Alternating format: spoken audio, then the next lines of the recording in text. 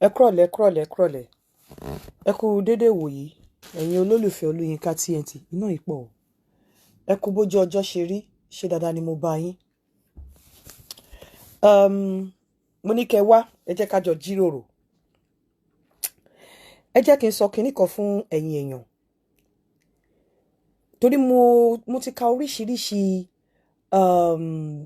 comment lórí show ẹni tó wà homeless tí mo ṣe ní àárọ̀ yìí. Mo wá rí i pé àwọn kan wà lórí ìkànnì yìí tí wọ́n máa ń gbé àwọn ará Nàìjíríà ṣe pé ẹ̀yà ló máa jọ̀tá wọn pa, ìjọba Buhari bá wa pa wọ́n, bá wa ṣe kinní kan. Mo rí i pé nígbà míì honestly ẹ máa ń deserve èpè yẹn nítorí pé mo rí bí àwọn èèyàn ṣe ń ronú. Ọ̀pọ̀lọpọ̀ comment tó wà ń bẹ̀ yẹn mo rí wípé àwọn ẹ̀dá ọ̀pọ̀lọpọ̀ ò ní reading culture, kì í farabalẹ̀ láti wo show, kì í farabalẹ̀ láti gbọ́.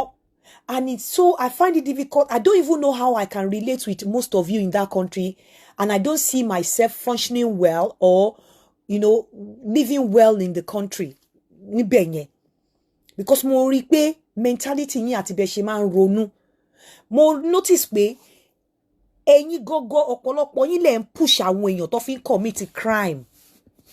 Ìlú yẹn ò lè dá, ẹ gbàgbé ẹ̀. And the reason is that mo rí wípé tí àwọn èèyàn bá ń fún yín ní oúnjẹ ẹ̀ṣẹ̀ báyìí, tí wọ́n ń pa èèyàn tó ń fún yín lóúnjẹ, as long as tẹ bá ń rí oúnjẹ yẹn jẹ, ẹ fẹ́ mọ èèyàn tó ń pa, wọn ò bá pa èèyàn, kò sí tó kàn yín kẹ́ ṣáà ti máa rí oúnjẹ yẹn jẹ ni.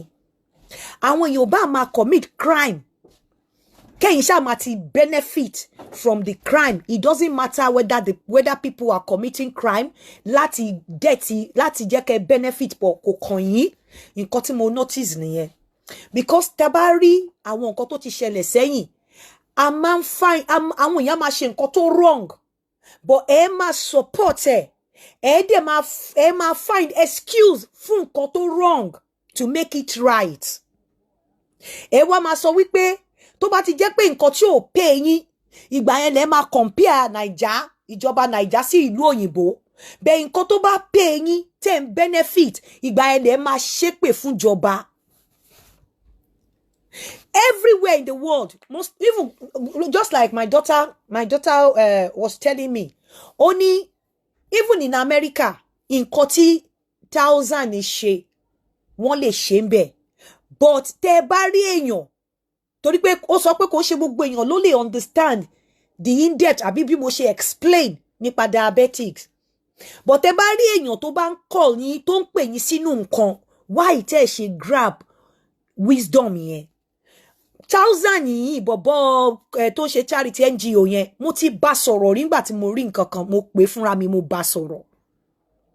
Kì í ṣe pé mi ò lè bá sọ̀rọ̀ again, but nítorí pé mo fẹ́ kí àwọn tí wọ́n tiẹ̀ sí lórí street, bóyá tán ní egbò àdá jiná, bóyá tí wọ́n believe pé bóyá wọ́n tà wọ́n lọ́fà lórí egbò wọn ni ò ṣe jiná, bóyá tí wọ́n believe pé àwọn tẹ̀ nǹkan mọ́lẹ̀ ní egbò àwọn ò ṣe jiná, kí wọ́n lè tètè dìde, kí wọ́n lọ ṣe blood sugar test wọn, ni mo ṣe wá sọ síta. Mo lè pe bọ̀bọ́ yẹn lẹ́yìn kínní, torí mo ti pè lẹ́yìn rí, tájọ sọ̀rọ̀ tó dẹ̀ ní understanding pẹ̀lú mi. Mo lè pe bọ̀, mo fẹ́ káwọn èèyàn learn, ni mo ṣe wá sọ.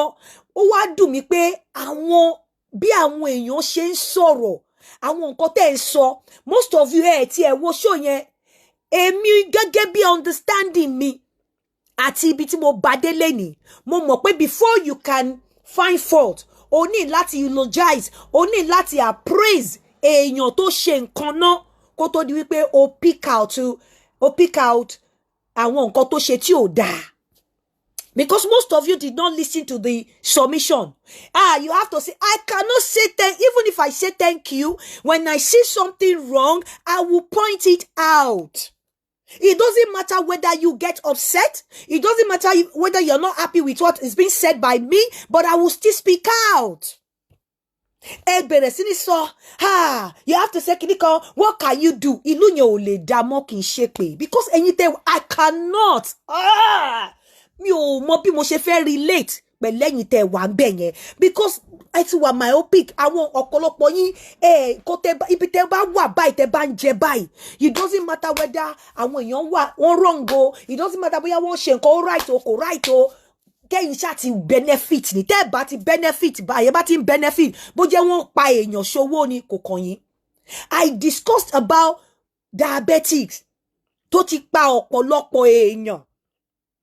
Mo dẹ̀ call attention àwọn tó ń ṣèyàn sí wípé even nínú ìlú yìí tí ó accident victim tó bá wà níbi tí accident ti ṣẹlẹ̀, ọ̀pọ̀lọpọ̀ yìí tẹ́ bá wà níbi tí accident ti ṣẹlẹ̀, ní understanding débi wípé kò yẹ kẹ́ fọwọ́ kan victim especially tí ò bá kú tó bá wà nílẹ̀ because mọ̀ bí tí ó ti break, mọ̀ bóyá bí fọwọ́ kan ó máa cause more damage ni, mọ̀ n tó yẹ kẹ́ ṣe ni wípé tẹ́ bá lè pad orí wọn kẹ́ pad orí wọn kẹ́ dẹ̀ fi wọ́n lẹ̀ kẹ́ dẹ̀ redirect àwọn mọ́tò kúrò ńbẹ̀ kẹ́ dẹ̀ pé paramedics.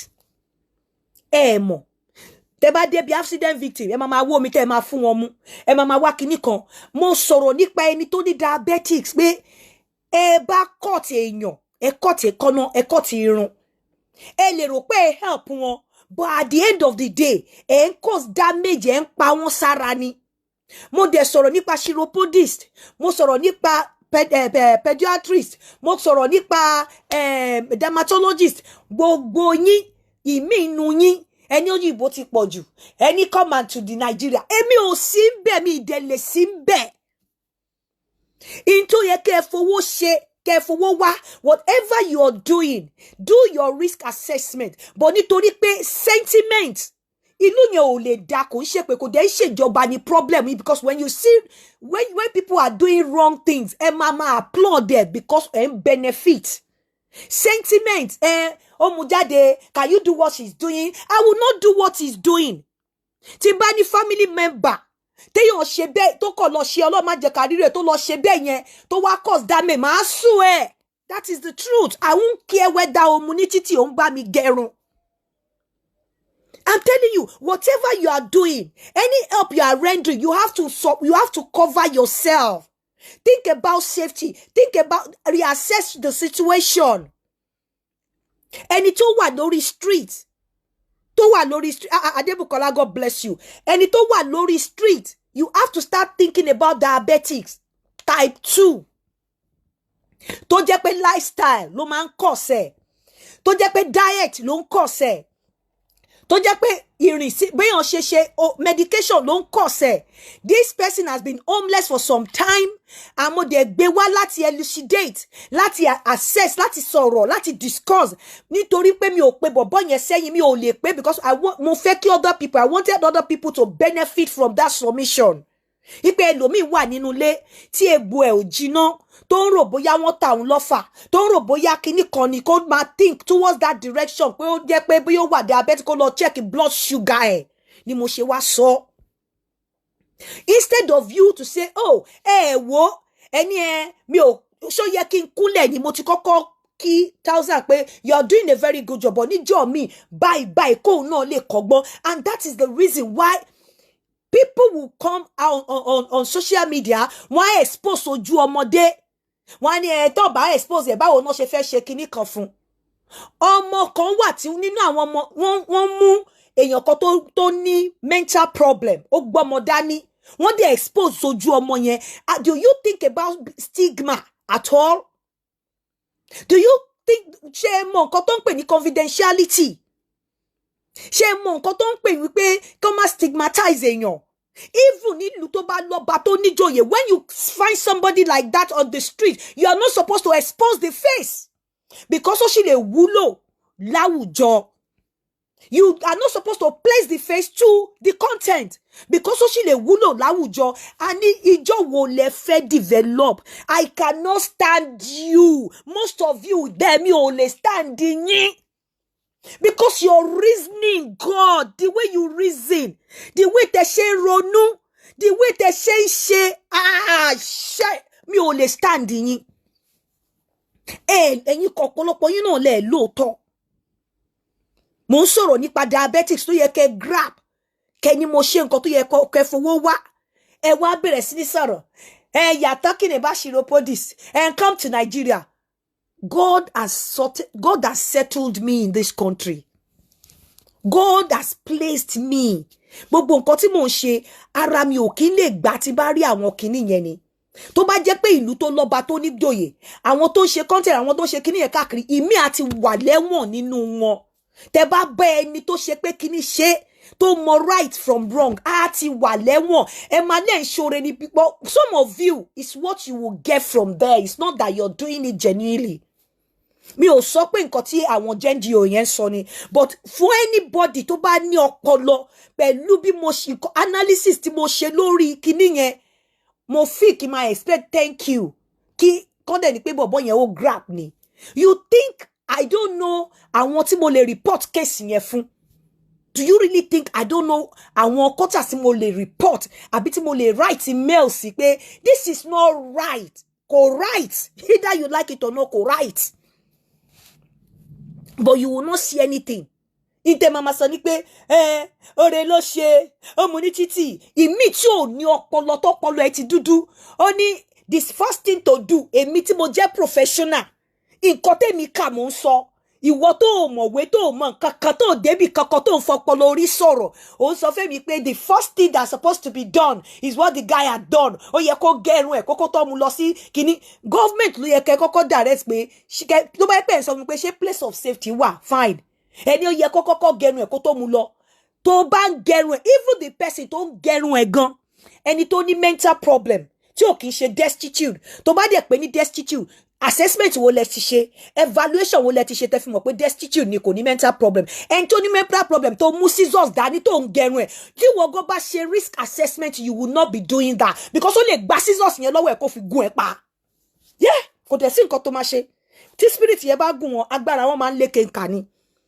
you're cutting ẹni tó ní tẹ assume pé ó ní mental problem tẹ ó ní o ẹ lè determine ẹ kò rí títì ni ẹ mọ̀ rí ẹ mọ̀ diagnosis ẹ mọ̀ nǹkan kan ẹ súnmọ́ ẹgbẹ́ scissors dání sharp object ẹ fi ń gẹrun fún tó bá gba scissors yẹn àbí tó ṣorí báyìí tí scissors yẹn gún lọ́pọlọ tó dẹ̀ kú síbẹ̀ ńkọ́ àbí tó gba scissors yẹn lọ́wọ́ ẹ tó fi gún ẹ pa ńkọ́ you don't risk assess that's your problem nǹkan tí mo kà tí mo mọnú àtẹ̀yìn ẹ̀ mò ń sọ eléyìí ni that is what you should do that is the thing you should do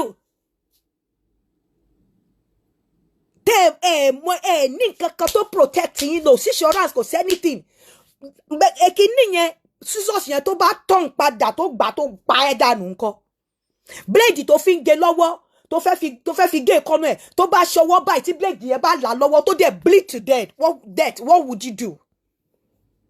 Kí risk assess that's the problem tí yóò máa fi chicken tá fi nǹkan oúnjẹ tá gbé fún yín tá fi gba ẹ̀mí lọ and you people will come and be saying ń ṣeré ni ó ṣà ń gẹ orí fún ni ń ṣe kíní kan because ẹ wà myopic ẹ sùn ẹ fẹ́ develop ẹ fẹ́ spoil mi tí ẹ wọ́n mo fẹ́ describe yín bẹ́ẹ̀ náà ni mo gbé aṣọ lóòótọ́ ọ̀pọ̀lọpọ̀ yín tailor tó ń bá mi ránṣọ mo ní kó lọ gba àwọn aṣọ mi lọ́wọ́ ẹ̀ lẹ́ni ẹ believe pé ìkan náà àwọn aṣọ yẹn dẹ̀ ti stain ó dẹ̀ pack ẹ̀ ọmọ tí mo wá ní kó lọ gbaṣọ ó pè mí mọ́mì wọ́n ti gbaṣọ yín fún mi o mo ní ṣé orí ó ló ti dì í mo ní wọ́n lọ síbì kan wọ́n gbé aṣọ fún ẹ wọ́n dì í bí tailor yóò mọ̀ mí bó mọ̀ mí ó mọ̀ bó mọ̀ pé mò ń gbé lábúrò bí òmò òmò ó wá fẹ́ gbé aṣọ kúrò ń bẹ̀ without opening it kó mọ nǹkan tó dì síbẹ̀ tó bá ń lọ lọ́nà tí ọlọ́pàá bá dẹ dúró tó mú aṣọ yẹn tó bá nǹkan nú ẹ̀ tó wá trace ẹ̀ pé àbóyá bó ṣe fi nǹkan gbé lọ fún ní London nìyẹn kọ́ ó dẹ̀ fẹ́ máa gbé lọ mo ní I don't understand lóòótọ́ nígbà tó máa tú kinní yẹn ó rí i pé ìkan náà àwọn aṣọ yẹn ó ti stain ó ti dọ̀tí ó dẹ̀ ti sanwó tí ń gbé lọ ó wá ṣẹ̀ṣẹ̀ wá pé mo ní you see àwọn tó bá yẹ pé tailor tó jó lóòótọ́ ni nígbà tó rí paṣọ ti stain kí ló yẹ kó ṣe ó yẹ kó pè pé àǹtí nǹkan bẹ́ẹ̀ báyìí ti ṣẹlẹ̀ òbí akínbá yín gbé fún dry cleaner nǹkan kan o nǹkan tó yẹ kó ṣe ni ẹ wo voice note tí mo filẹ̀ fún ni. Since me they get here direct, let me set the record straight. Kí ló cost yẹn ní ara Naija láti ṣe òótọ́ náà? Kí ni òótọ́ ṣíṣe kí ló mú kúrò lára yín? Now, oníkó wá gbaṣọ. Ó mọ̀ fúnra rẹ̀ pé aṣọ yẹn ti stain. Ó ti dì sílẹ̀. Tí kì bá ń ṣe pé mo insist pé kọ́mọ yẹn tú. You actually wanted her pé kó gbé aṣọ yẹn kó máa lọ without checking it. Ó dẹ̀ mọ̀ pé a particular aṣọ nínú ẹ̀ ti stain. Ó sọ fún tẹ́lẹ̀ pé aṣọ yìí ti stain o kí n tó pack ẹ o. Until gbà tó ṣẹ̀ṣẹ̀ wá tú. So tí ò bá tú tó gbé lọ, wàá dákẹ́ lóòótọ́ rárá. Mi ò lè stand yàrá bí honestly mi lè stand yín Ọlọ́run I can't. Kí ló kọ̀ sí láti ṣòótọ́? Kí ló kọ̀ sí láti wà tó straight? So ó bá jẹ́ kó gbé aṣọ yẹn lọ. Ká ní pé kò ṣe pé bóyá ó tú. Kí ló dì í fún? Tí kì bá ṣe pé o fẹ́ jẹ́ kó gbé lọ without checking it. Àbí wo ò rí? O fẹ́ sọ pé o ò rí o mọ̀ pé ó For stay those of tẹ́lẹ̀. you Temani, is it because she has living abroad? See, I made my choice. I made a choice from choices. I had opportunities láti live ní ibi tó bá wù mí kí n tó choose ibi báyìí. Mi ìdẹ ṣẹ̀ṣẹ̀ kí n travel mo sọ fún yín as at the time tí wé mi ready tẹ́ bá mọ visas tó wà lórí pálí mi. Ìgbà tí mo gbàwé gan visa tó wà lórí pálí mi kò expire but ṣé mọ̀ pé visa ìwé máa override ẹ̀ ni. So mi ìṣẹ̀ṣẹ̀ àgbà tí mo wà nílé gan hardly ni mo fi ń wà ní bóyá ọ̀sẹ̀ kan nílé ọ̀sẹ̀ kan l'Amẹ́ríkà ọ̀sẹ̀ kan London mo ṣe ń lọ káàkiri nìyẹn. So kẹ má fi pé bóyá mo dé kò dé rí èmi ò ń ṣe tó fi visa àkọ́kọ́ wá jókòó síbi mi ń ṣe. I'm telling you. So àwọn ìwà yìí ó wà irritating. Ẹ má máa jẹ́ kí ẹ máa sọ pé kíní we are in Nigeria o. This is Nigeria, it's not abroad. Kí ló dé tí Nigeria ò lè dàbí abroad? Tẹ́ ẹ bá tẹ́ lè dàbí abroad pẹ̀lú facilities. Ṣé ẹ lè dàbí abroad pẹ̀lú bẹ́ ṣe ń ronú ni? À ń sọ̀rọ̀ safety. À ń sọ̀rọ̀ nǹkan tó wà beneficial for a lot of people. Ẹ wá gbé ọkàn yín sí ó yẹ kẹ́ sọ thank you ó ṣoore ni mo ti study yín débi pé oore tẹ́ bá máa ṣe tẹ́ ẹ bá ní jẹ́ ń bẹ̀ lè ṣe ẹ ń ṣoore lásán ẹ wà selfless ẹ bá wa dáwọ́ ẹ bá wa ṣe kíní kan ẹ wá búra bẹ́ẹ̀ bàjẹ́ ń bẹ̀ ẹ wà selfless ẹ lè ṣoore lásán and that is why tẹ́ bá ṣoore lásán ẹ máa ṣe risk assessment yín tẹ́ bá ṣoore lásán ẹ máa ṣe safety and security safety and security measures ẹ put ẹ tẹ́ bá ṣoore lásán ẹ put crisis plan in place. If I call a patient now tí mo mọ̀ pé mò ń lọlé tí mo dẹ̀ pé there is likelihood pé kó ní crisis màá send email sí crisis team. This patient will be coming to see me tomorrow. Please, can you put a plan in place so that between now and tomorrow morning, the patient will be safe? Timba patient sọ̀rọ̀, tí mo rí pé kíní kan ṣàmà okay, you can reach back, you can call me back between so time or before 5 p.m. Otherwise, if you are overwhelmed and you are not able to keep yourself safe, this is the line to call. This is how to go about it. This is how to go about it. Màá fún wọn ní crisis plan, safety plan.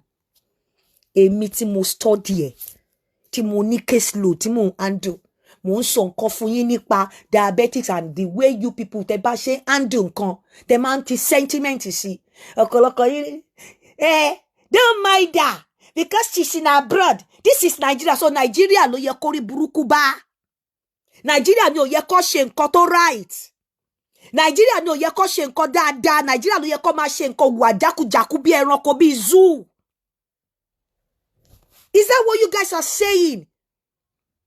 I could have called the guy privately, but because I wanted a lot of people to benefit from that submission, I came out and I explained. I spoke about diabetics, about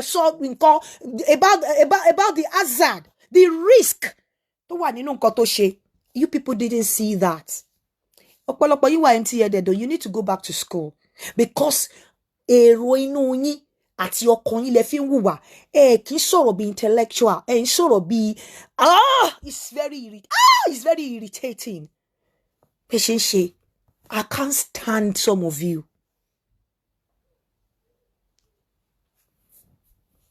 I'm telling you every time this is Nigeria. Should you be backward? It's wrong. Wrong. Yes. Try.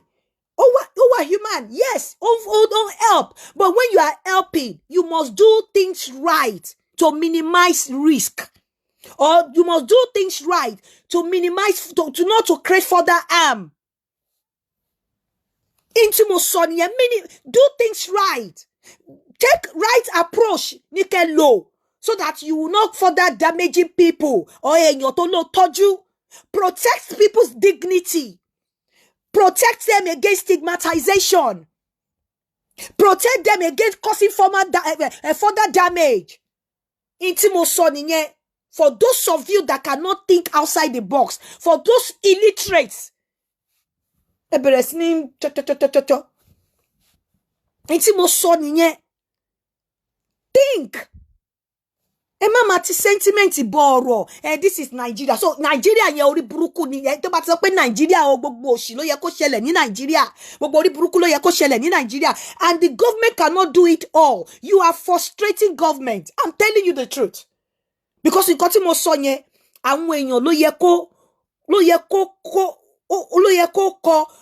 kọ́gbọ́n níbẹ̀. I came out to talk, to discuss diabetics, and I even said wípé mo máa wá láti wá sọ̀rọ̀ nípa type 1 and type 2 diabetics. For those of you mo rò pé yẹ kẹ́ máa dúpẹ́ lọ́wọ́ mi ni, because a lot of people ló ti kú látàrí wọn ò mọ̀ pé àwọn wà diabetic. A máa gbọ́ ọ̀fà ni wọ́n mo wá lọ tẹ̀ nǹkan mọ́lẹ̀ ní ẹsẹ̀ yẹn tí ń jí náà ṣe ló tún padà sẹ́yìn lẹ́yìn tí wọ́n ta mí lọ́fà. Wọ́n ò ta ẹ́ lọ́fà. Mo blood sugar ẹni tẹ́ ń gẹrí fún, tẹ́ ẹ̀ mọ blood pressure, ẹ̀ mọ physical health status ẹ̀ mọ ibi tí mental state ẹ̀ wà, ẹ̀ lè describe bó ṣe ní stability sí, ẹ̀ mọ how erratic bó ṣe wà, ẹ̀ mọ how manic bó ṣe wà, ẹ̀ mọ bóyá tó bá dìde ó máa overpower yín, ó máa pa gbogbo yín síbẹ̀. Ẹ dẹ̀ bẹ̀rẹ̀ sí ní sọ̀rọ̀.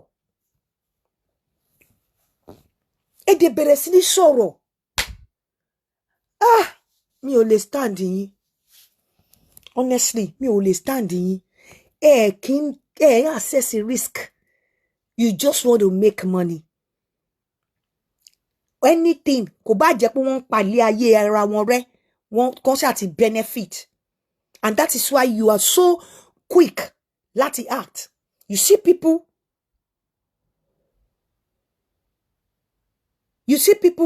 assume pé ajẹ́ ni. You see people, assume pé oṣó ni. You cannot. No, I can't stand most of you, man. I can't. I think I'm too intelligent to stand you. Honestly. Most of the time, I won't be able to keep quiet. Because when I see the way things are done here, and I see the way you guys are going about things back home, Mama feel bad. When it comes to dealing with people here, I'm selfless. I give it all. I give my all. I go extra mile to make people happy, to make them feel comfortable. Most of the time, I want a feedback, a very beautiful and positive feedback from my clients. And I go all the way to get that, even from my manager. And when I try to share my knowledge and everything with you guys, you turn it around and you want to use it against me. Please. Anyway, I concur. Emi ti sọ ti tèmi, and I'm not taking it back. Like I said from the beginning of my submission, I really appreciated those guys. Mo kí wọn, mo sọ nígbà tí mo máa sọ̀rọ̀ mi. However, it will not still stop me from saying the right thing, from actually expressing my feelings about the way they've been handling things, the way they handled that man. Do you understand? A lot of things lo man wrong. And let me tell you, don't ẹ má fojú di mí o. Ẹ gbàgbé pa ọkọ àtòbò. I swear to God, if I go on my laptop and put up an email with my official mail, kí n fi details mi sí, wàláì tàláì mo fọlọ́run bá ṣẹlẹ́rìí, wọ́n máa acknowledge ẹ̀. Ọlọ́run Olódùmarè ń gbọ́. Wọ́n máa acknowledge ẹ̀. I'm not empty-headed. Do I look like an illiterate? Do I look like a dumb to you?